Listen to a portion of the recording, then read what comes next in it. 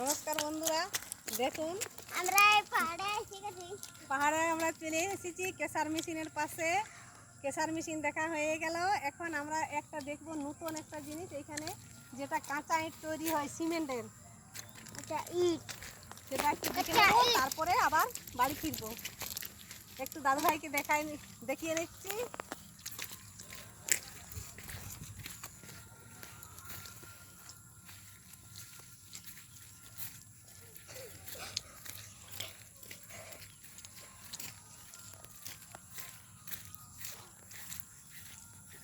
যখন এগুলো হয় তো তখন এইগুলোতে বের করে, এই জিনিসগুলোর মধ্যে বের করে করে কাঁচা ইটগুলো রাখে, এগুলো শুকনো করে তারপরে আবার এখানে দেখো এখানে আলাদা সিস্টেম আছে।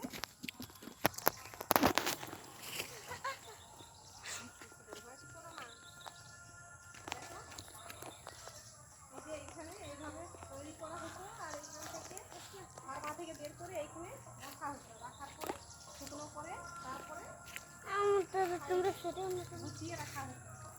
এইখানে খোলারে সব কিছু দেওয়া হয়ে যেত, তাই সব কিছু একসাথে মিক্স করে ওইখান থেকে জল আসতো, চেম্বার থেকে জলে সিমেন্টে বালি যেসব জিনিস প্রয়োজন হয় সেসব জিনিস দিয়ে তৈরি হতো। এগুলো লাইন আছে, এগুলো লাইন থাকে বুঝলে, লাইনের সাহায্যে হয়। চলে এসো। এগুলো কারেন্ট শর্ট লাগবে। হ্যাঁ, কারেন্ট শর্ট লাগবে না তো, না হলে লোক এটা নালে জল আছে। এখান থেকে জল আছে, এখানে ওগুলা টিপলে জলটা এসে যাবে। হ্যাঁ ওই নালে জলটা ওই যে দেখা, ওই যে এখানে লাল নীল ওই যে বুতাম আছে, বুতামের সাহায্যে কখন কি লাগবে কিভাবে হবে সেই রকম জিনিস তৈরি হয়ে বেরাবে। ওটা লাইন আছে। হাত দিবে নাই, লাইন আছে। কোনো জিনিসে হাত দিতে নেই বলো, নোংরা জিনিসে। ওইখানে এই যে ফার্মাতে একসাথে 4টি করে ইট বেরোবে, সেই ইটগুলোকে সাইডে তুলে দিবে। ওই যে পাটার রকম সিস্টেমের লোহার পাতিগুলো আছে, পাতিগুলো দিয়ে শুকনো করে করে সাইডে গুছিয়ে রাখা হয়।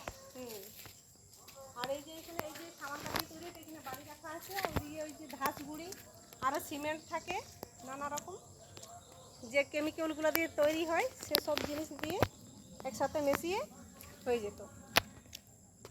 দেখো ভাই, কাঁচা সিমেন্ট কিভাবে তৈরি হয় দেখলে? ঠিক আছে।